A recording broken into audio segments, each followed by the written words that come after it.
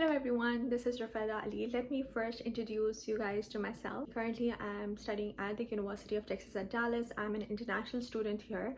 I'll be discussing more about international admissions, transfer admissions, study abroad program, the tips and tricks on how you can be a competitive applicant, community college, and so much more. So let's get started. So for today, we will be discussing about one of the study abroad programs. It's an exchange program, the Susi program, the study of the US institutes. Okay, so we will be discussing about the Susi program. Susi program is basically a 4 to 6 week, like a very short non-academic course. Not a course, I would say, but a short program, 4 to 6 weeks, where they usually take like student leaders from all over Pakistan, and it's basically you have to be like interested in two things. Number one, you have to be a student leader, and number two, you should be interested in policy making. So it's like a very short program. You should be like 18 to 25 years of age. You should be in your undergrad at this moment. If you are in a 4-year program, then you should be in your second or third year. And if you are currently in your like medical field, like a medical undergrad program, medicine, so it's a 5-year program, so you can be in your second, third, 4th-year program.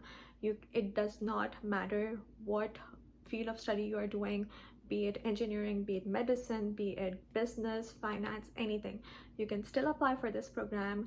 It's a fully funded program. It's basically the study of the US institutes, where you will be knowing more about the US, where you'll be knowing more about the policy making, where you will become a better student leader. Okay, so there are a total of 30 students selected every year from Pakistan. You can be from any academic discipline, that doesn't matter. The GPA part does not matter, and you do not need IELTS or TOEFL. So basically, what do you think? Like, how would they choose an applicant if they're not looking at GPA, if they do not require an IELTS or TOEFL? Then obviously it's like personal statement or short answers they're looking at. So you have to do really good at that. So as I mentioned, that you have to show how good of a student leader you are and how much interested you are in policy making. But you cannot just be like, okay, I'm interested in policy making, I am a good student leader. Instead, you have to show by evidence. You have to tell a story on how you acted as a good student leader, or how your career choices, for example, if you're in medicine, how your career choices are linked to policy making. Like, what can you do with policy making and medicine together, and how much of an impact can you make when you come back to Pakistan? Okay, so there's one thing. The other thing is, when you are in your interview, just make sure that it's more of a conversation rather than just like a one-way thing. Definitely ask a lot of questions. Okay, so let's just review the requirements again. You should be 18 to 25 years of age, no IELTS or TOEFL requirement, no GPA requirement. You should be enrolled in a university in Pakistan. It should be like, if you're in undergrad 4-year program, then second or third year you should be in. And if you're in medicine, then you can be in second, third, or 4th year of program. You have to submit the application via email. Right now, let's talk about the personal statement and the short answers for the Susi program. So the first question is about that you have to tell them about yourself. Again, one more thing, so the admission committee does not know about you. They do not have your transcript. They do not know what kind of person you are. They do not have your picture. So all you have is the personal statement and the short answer to tell them what kind of person you are and how good of an applicant would you be if you get in, like how good of a participant you would be if you get in the program. So you have to tell everything in a personal statement and short answer. So first, when you start to write the personal statement, in the first 2 lines, first 2 to 3 lines, just tell them about yourself, like a small intro. Don't have like a lot of lines in your intro, just like a very brief start, like towards your introduction, and then 2 to 3 lines for your academic background. And then the third part that you have to cover is why this program, like why this program is perfect for you. There are so many programs out there which are like fully funded, but why did you choose this particular program? Statement should focus a lot about a leadership. It should not, so the personal statement should not focus more about policy making, because there's like a short answer for that, but instead you should tell more about yourself as a leader, and how you can be better at it if you get enrolled in the program. So you have to mention that. Just be yourself again. Don't pretend like you're someone else. Be yourself, because that's what would show you in your interview as well.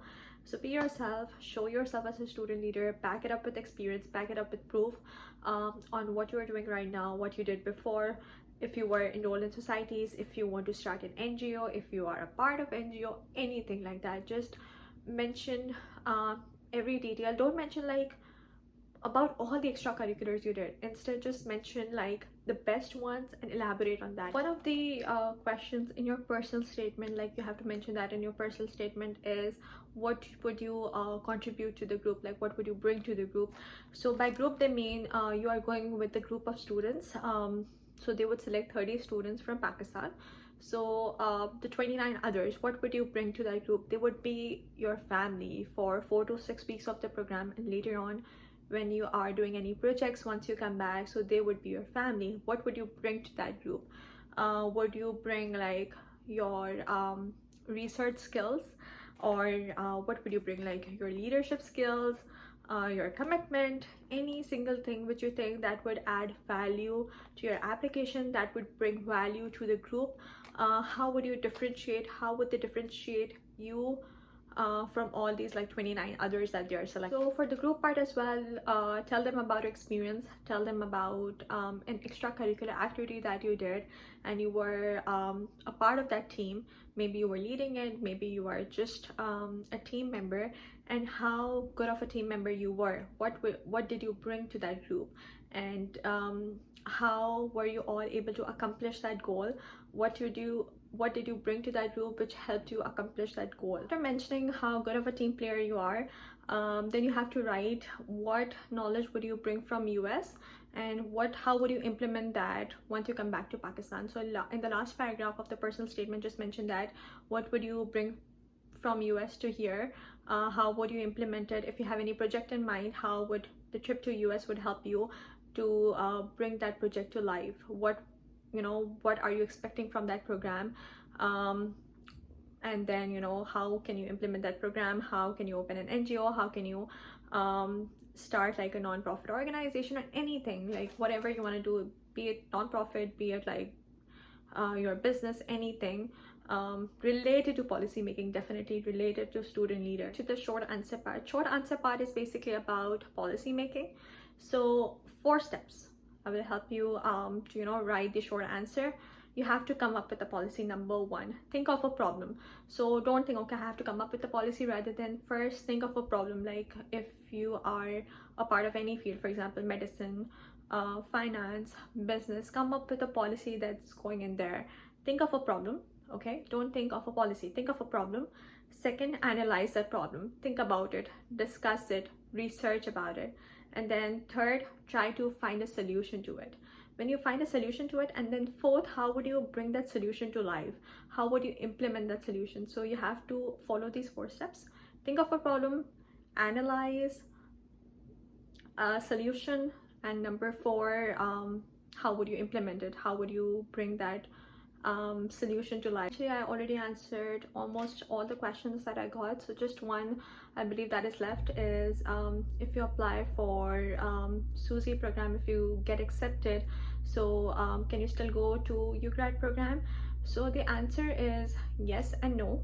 So if you're applying to Susi program and UGrad program both in the same year, then if you get into both the programs, then you will have to choose one. If you want to go to UGrad, you can go to UGrad. If you want to go to Susi program, you can go to Susi program. But if you don't apply in the same year, for example, if you're applying to Susi program in 2021 and you get accepted, you're going into Susi program, so then you would have to wait for 2 years to apply to UGrad program. You cannot apply the same year, you cannot apply the next year, you have to apply the following year. So it's so you can either apply the same year and think which one is better, which one you want to go for, and if not, if you want to wait, then you will have to wait 2 years after you come back from Susi if you get accepted. So I have answered that question.